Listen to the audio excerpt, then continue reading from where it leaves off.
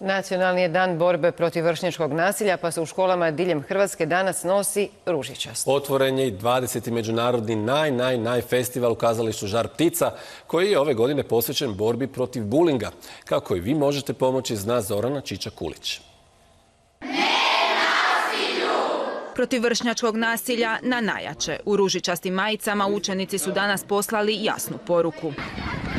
5. put u Puli protiv nasilja se trčalo. Svi zajedno poručili su da nasilju nije mjesto u školskim klupama. Ne smijemo samo gledati i stajati sa strane, nego da moramo spriječiti. Pa možemo stati iza svog prijatelja i dati mu podršku i braniti ga. Sve češće nasilje se seli na internet. Stručnjaci upozoravaju da 27% djece neki oblik nasilja doživljava svakodnevno. 16% njih ponaša se nasilno, a samo 22% zatraži pomoć. To se ne radi tako da se stavi tabla u školu, ovo je škola nulte tolerancije na nasilje, nego da se zaista reagira u trenutku pojave i malog znaka nasilja, prekida se matematika, fizika, povijest i tjelesni i bavi se ovom odgojnom komponentom koja nažalost danas često zanemarena u našem sustavu. Pa i svako jutro mi razred izgleda ovako.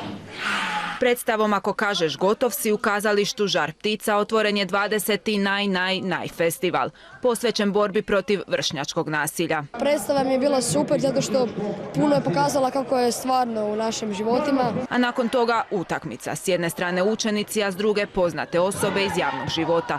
Rezultat nebitan, a poruka jasna. Nikako nasilje nije u redu, pa tako ni to vršnjačko nasilje. I sam imam djecu i vidim koliko je to prisutno po školama, koliko su neki klinci ugroženi u odnosu na druge koji ih maltretiraju. Ulaznice za predstave koštaju simboličnih 10 kuna, a sav prihod ide školama za financiranje projekata borbe protiv vršnjačkog nasilja. Tijekom festivala održavat će se i radionice za djecu i roditelje na temu cyberbullinga.